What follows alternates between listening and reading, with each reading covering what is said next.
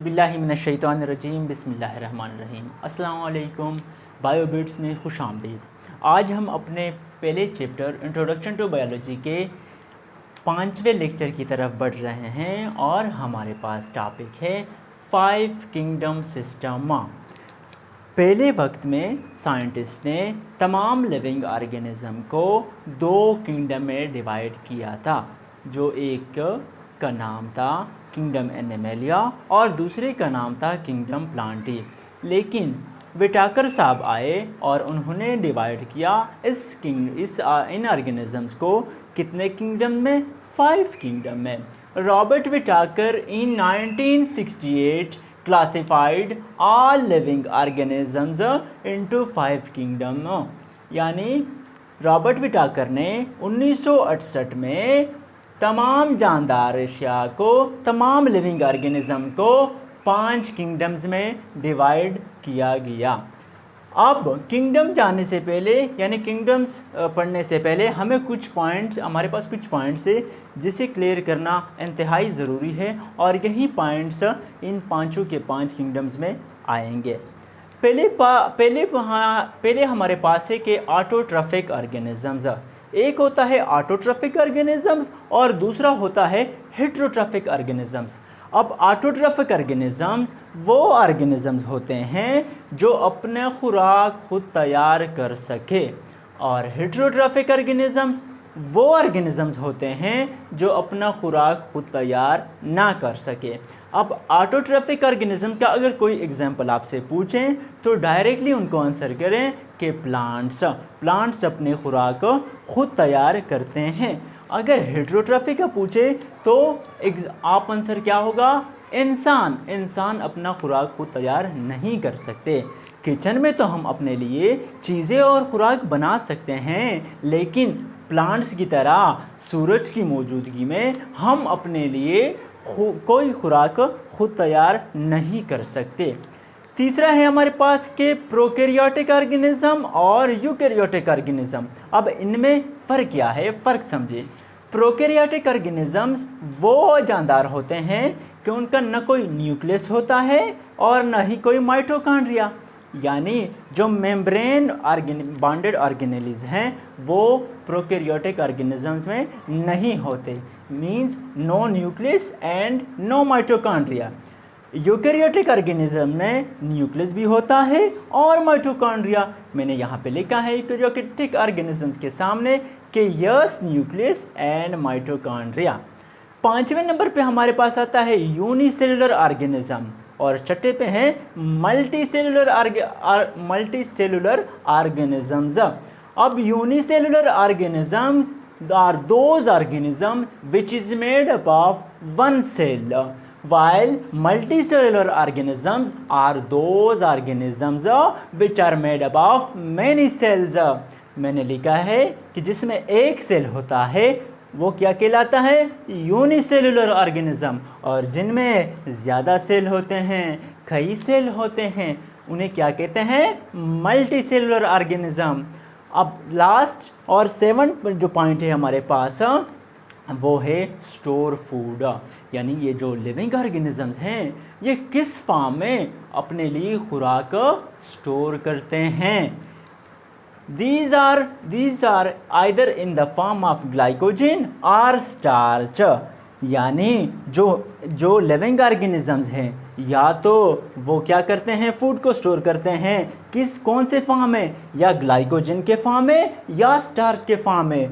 इंसान जो है ह्यूमन वो ग्लाइकोजन के फॉर्म में स्टोर करते हैं और पौधे जो हैं, प्लांट्स जो हैं वो क्या करते हैं? खुराक को कौन से फॉर्म में स्टोर करते हैं? स्टार्च की फॉर्म में ये क्या करते हैं? स्टोर करते हैं। ये 7 पॉइंट्स अगर आप लोग को क्लियर हो तो हम इंशाल्लाह आगे जाएंगे और ये सारी चीज़ें आगे जितने 5 किंगडम्स हैं उन्हीं में से आएंगे। अब हमारे पास पहला किंगडम है क्या? किंगडम प्रोकैरियोटी, या हम इसको किंगडम मोनेरा भी कहते हैं। अब यहाँ पे पहला पॉइंट इसका क्या है कि ये है कि these are prokaryotic organisms. Prokaryotic का मैंने यहाँ पे बताया था कि जिसका नो न्यूक्लियस हो और ना ही कोई माइटोकॉन्ड्रिया हो। दूसरी नंबर पे हैं दीज आर यूनिसेलुलर ऑर्गेनिजम्स। इनके जितने भी ऑर्गेनिजम्स होंगे प्रोकैरियोट के वो यूनिसेलुलर होंगे, यानी एक सेल से बने होंगे। थर्ड हमारे पास पॉइंट है कि cell wall is present but in the form of murein. इनमें सेल वॉल होता है लेकिन कौन से फॉर्म में? म्यूरिन के फॉर्म में। जो चीज़ें प्रोटीन और कार्बोहाइड्रेट से बनी होती हैं वो क्या होते हैं? म्यूरिन हम उसको कहते हैं, या उसको हम क्या कहते हैं? पेप्टाइडोग्लाइकेन भी कहते हैं। अच्छा, सेकेंड नंबर पे हमारे पास क्या आता है? Kingdom Animalia. ये कहते हैं कि these are eukaryotic and multicellular organism. ये यूकेरियोटिक और मल्टीसेलुलर ऑर्गेनिज्म होते हैं, यानी इनमें ट्रू न्यूक्लियस भी होता है और कई सेल से बने होते हैं इनके जो ऑर्गेनिजम्स हैं। These are heterotrophic organisms. मैंने बताया था कि हेट्रोट्रॉफिक ऑर्गेनिज्म अपनी खुराक खुद तैयार नहीं कर सकते। थर्ड पॉइंट है इसके अंदर सेंट्रियोल इज प्रेजेंट। सेंट्रियोल होता है किस चीज़ में? एनिमेलिया के सेल में सेंट्रियोल होता है।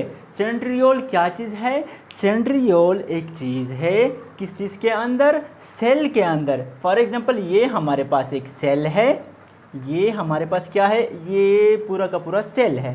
ये जो है हमारे पास, ये हमारे पास सेंट्रियोल है। सेंट्रियोल का काम क्या होता है? It divide the cell into two. Cell को डिवाइड करता है इनटू टू सेल। सेंट्रियोल का ये काम हो गया। और किंगडम एनिमेलिया के मेंबर्स यानी organisms store or reserve food is glycogen. Store करते हैं या रिजर्व करते हैं फूड को, खुराक को, कौन से फॉर्म में? ग्लाइकोजन के फॉर्म में। और एग्जाम्पल है हमारे पास इंसेक्ट्स हैं, फिश हैं, बर्ड्स हैं और एट्सेट्रा एट्सेट्रा। अब तीसरा हमारे पास क्या है? Kingdom Plantae. अब किंगडम प्लांटी में क्या चीज़ है कि these are eukaryotic and multicellular organisms. Same इसी तरह जिस तरह प्लांट्स का है उसी तरह जिस तरह एनिमल्स का है उसी तरह प्लांट्स का भी है। But here these are autotrophic organisms. बताया था कि प्लांट्स जो हैं वो ऑटोट्रॉफिक हैं, यानी वो अपने लिए खुराक खुद तैयार कर सकते हैं। थर्ड है हमारे पास no centriole is present. Animalia में सेंट्रियोल थी, यहाँ पे सेंट्रियोल नहीं है। और the store are reserved food starch. जो स्टोर हैं या रिजर्व फूड हैं वो कौन से फॉर्म में करते हैं? वो स्टार्च की फॉर्म में करते हैं। लेकिन पांचवें पॉइंट की जब हम तरफ आते हैं तो प्लांट्स में क्या मौजूद होता है? सेल वॉल होता है, जबकि एनिमल सेल में कोई सेल वॉल नहीं होता। So cell wall is made up of cellulose. Cell wall किस चीज़ का बना होता है? सेलुलोज का बना होता है। किंगडम प्रोकैरियोटी में हमने पढ़ा था कि सेल वॉल किस चीज़ का बना था? म्यूरिन का बना था। लेकिन प्लांट्स का सेल वॉल सेलुलोज से बना होता है। अब प्लांटी के एग्जाम्पल्स में पाइनस हो गया, फर्न्स हो गए और ब्रासिका हो गए। अच्छा, चौथा हमारे पास कौन सा किंगडम है? Kingdom fungi. किंगडम फंजाई भी कौन से ऑर्गेनिजम्स होते हैं? दीज आर यूकेरियोटिक ऑर्गेनिजम्स, यानी those organisms which are having true nucleus. उसके बाद आता है these are multicellular but some are unicellular. इस किंगडम के यानी किंगडम फंजाई के कुछ ऑर्गेनिजम्स क्या होते हैं? यूनिसेलुलर होते हैं, एक सेल से बने होते हैं। लेकिन अक्सर जो इनके मेंबर्स हैं या ऑर्गेनिजम्स हैं वो क्या होते हैं? मल्टीसेलुलर होते हैं, यानी कई सेल से बने होते हैं। थर्ड है these are heterotrophic organisms. Heterotrophic organisms are those organisms which cannot prepare their own food. And the fourth one is cell wall is present in the form of chitin. Kingdom fungi में cell wall मौजूद होता है, लेकिन कौन से form में? Chitin के form में। और किंगडम फंजाई का एग्जाम्पल हमारे पास क्या है? मशरूम है। मशरूम कुछ बहुत अच्छे होते हैं और कुछ बहुत पॉइजनस होते हैं। जो मीठे यानी जो अच्छे मशरूम्स होते हैं वो हम खाते भी हैं।